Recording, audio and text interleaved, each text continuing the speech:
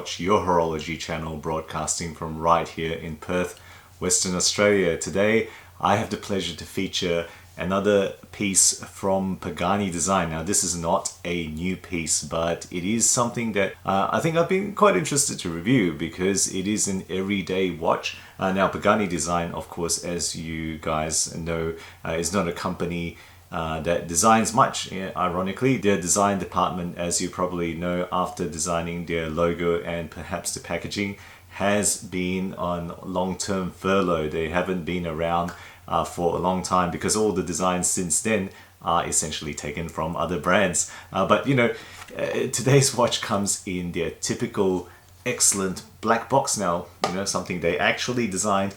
And you know, seriously, do you need any more than a little black cardboard box? You know, Rolex owners mostly just forget where they put their huge shoebox size packaging anyway. So without further ado, let's flip the camera around, guys, and take a closer look at what I have today. Alright guys, so here we have the classic black box Pagani design on the table here. You know, do they really design anything? Well, I think they at least designed this, right? Look at that beautiful goldy pretend gold writing and black box. Spinability, this table is pretty harsh on my spinability ratings. This is probably just a 3 out of 5, maybe slightly less, not very spinnable today. So felt on the inside, you know, microfiber cleaning cloth as you usually do. Spare links there, and then I'll just take out the watch and put that on the table just to show you what else they throw in for good measure. So guarantee card, which you know is usually left empty for you to fill out, and you know you can pretend that's going to work if you've got a problem. You know, if they got any numbers there, hopefully. You know, I doubt it actually works actually, but let me know if you try ringing any of their numbers and if you actually get through to anyone. So this instructions is multi-caliber, including, you know, quartz, mecha quartz and whatnot. A little bit of hints for use, which is, you know, yeah, thank you for that. Now, so teaching you what to beware of in a mechanical watch. Anyway, who cares about that? Nobody really reads those, or at least I'm sure most of you who follow the channel regularly or who, you know, follow any horology regularly won't need to read that manual. Alright, so this is the watch, guys. This is the Pagani Design PD-1645, otherwise known as the Datejust or the not Rolex, whatever you want to call it. This is a deep blue color variation. It does come in faux gold, not real gold of course, but faux gold, as well as you know, other different colored dials, including black and white. I think those are the ones. Anyway, check out the website and links if you wish to find out more about this knockoff. So price wise, what is this going for? Around $100, $105 is what it usually goes for. So this is the value we are talking about for this. I think the Pagani official store on AliExpress may be listing this sometimes for 90, so slight discount there if you buy it directly from AliExpress Pagani official. Okay, as usual guys, let's talk first about the movement in here, which is of course none other than the NH35. You probably guessed it already looking at a watch like this. It's not a Miyota, at least it's NH35, which I think is slightly better than Miyota 8000 series movements. In this case, quick set date deployed on the 3 o'clock position under the Cyclops magnifier, a la courtesy Rolex. Rated accuracy, you can see there in use. This is slightly fast actually, plus 20 seconds per day in the week. Actually about closer to 2 weeks that I've had this running. That's still within the accuracy rating of the NH35, but getting in the kind of somewhat irritatingly fast range. I probably will regulate this if I'm going to keep this for longer term use. Okay, enough about the movement then. So case wise, what we have here is again completely copied 41mm case. The bezel itself is slightly smaller, maybe a bit hard to appreciate, but the bezel itself is 40.5mm. The case is 41mm. It's not the same finishing as Rolex because it's more rounded. I believe the Rolex is more squared off, but you know, this is what it is.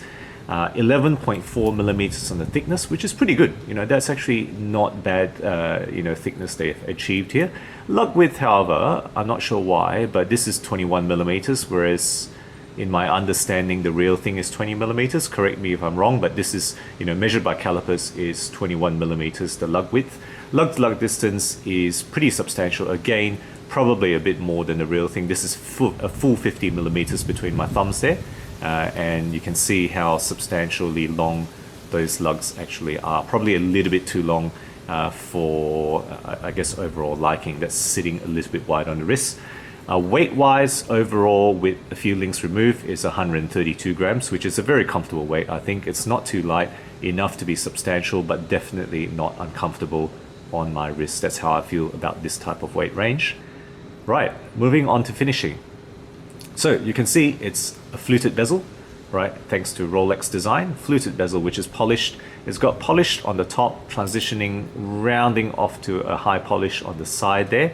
However, it's got circular brushing on the bottom surface of the lugs. The display case back has a bit of polish to it. So that's a screw down display back with a screw down sign crown. They've provided a full 100 meter water resistant rating here. Because it's screw down construction, I have no qualms about taking this into the pool for swimming. That's really how solid this feels. And I have no hesitation doing that. Let me know how you feel about Pagani or other Chinese watches with screw construction. Okay, moving on to the dial now. So the dial here is what I call a deep blue sunburst. That's what it is. I think this is a bit deeper than the real thing in terms of the shade of blue. It's a Datejust style, printed details all over, including the chapter ring, but it does have those applied indices in 11 positions, missing the 3 o'clock, of course. It's got polished straight handset, so the boring straight handset thanks to Rolex. It's got lume on the main hands as well as the indices that you can see here. In this case, it's got 11 indices as opposed to the 10 on the real thing, so one up on Rolex, I suppose. And of course, guys, a lume shot right here for you guys to appreciate how it looks like in the dark.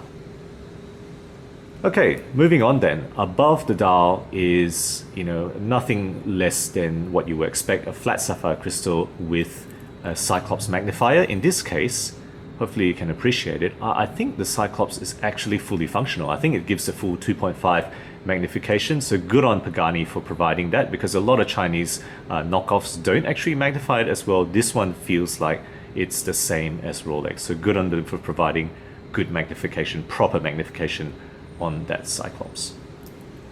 Moving on to the bracelet then. Of course, it's going to be another kind of copy lift-off Rolex here. So this is a 5-piece per link, otherwise known as a Jubilee bracelet.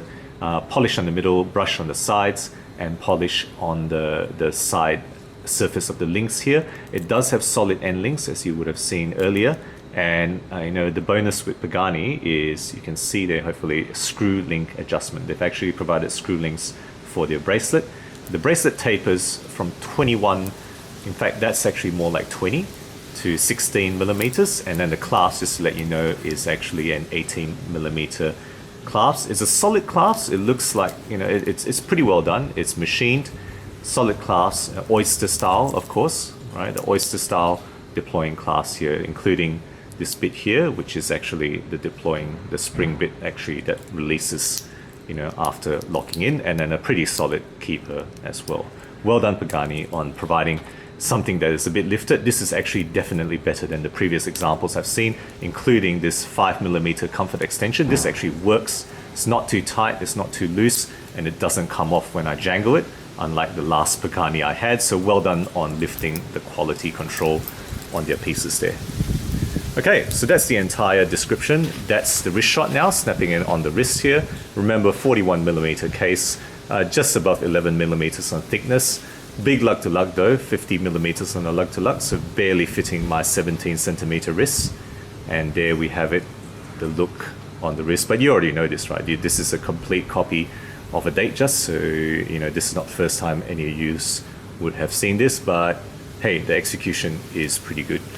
So guys, what do I like about this? What is good about the Pagani design PD-1645, otherwise known as the not Rolex Datejust? Well, look, I think this is a fantastic value Datejust homage, right? It offers, how much does it offer in terms of the percentage of function of the real thing? Some people would say 90%, maybe above that. Some people would say not, maybe you could argue that it's only a small fraction, but look, 90% of the function is probably, a fair kind of estimation at about 1% of the price. That's really what this is costing. I think the specs is good enough, right? It's got Sapphire, it's got that Seiko movement, the workhorse NH35. Is it a bad movement? Well, they've been known to run right now up to 15 years without service and run accurately. Nobody knows what's beyond that because the movement has only been around that long. It's got fair loom. I think the loom is pretty good performing, lasts pretty much through the night. A very solid bracelet, solidly done, and I congratulate Pagani on doing a pretty good quality for the budget price they charge, especially this class. This class is a lot better than it used to be. What are the weaknesses? Well, look, I'm not gonna say this is perfect. The finishing is definitely visibly imperfect, right? There's certain Chinese OEM stuff about this finish, particularly the fluted bezel. Definitely not sharp. They've gone for the rounded edge here, so they know they cannot match absolutely sharp production values, and that's not what they're trying to do. It's a $100 watch, but for what it is, for the stuff that it gives you, I think this is pretty much the best in class for this price bracket, especially the bracelet that it comes in. Ultimately, it is a copied homage design, so if you don't like homage copies, then you're not going to look at this, and that's not avoidable, right? This is what this watch is. Okay, so that's pretty much my comments about this piece. Let's flip the camera around now for the wrap up. So there you go, guys, my review of the Pagani design Datejust, the not Rolex Datejust. Let me know your thoughts on this. Now I reviewed a Cadison President type design not so long ago. Pagani, I have to say, are coming to the forefront in this $100 kind of price range for what they squeeze into their watches, especially in terms of the bracelets they offer, the solidity of the construction, that they're really doing some good stuff. I think they are the forefront in this price range, but let me know what you think, your experiences of Pagani design, if you have any of their watches, and if you have this particular one, would love to know your thoughts, guys. So guys, if you enjoy my videos, do consider subscribing. New content every week, always aiming to be objective and unbiased about all things horology. Thank you again for sticking with me, and as always, I'll catch you guys again next time.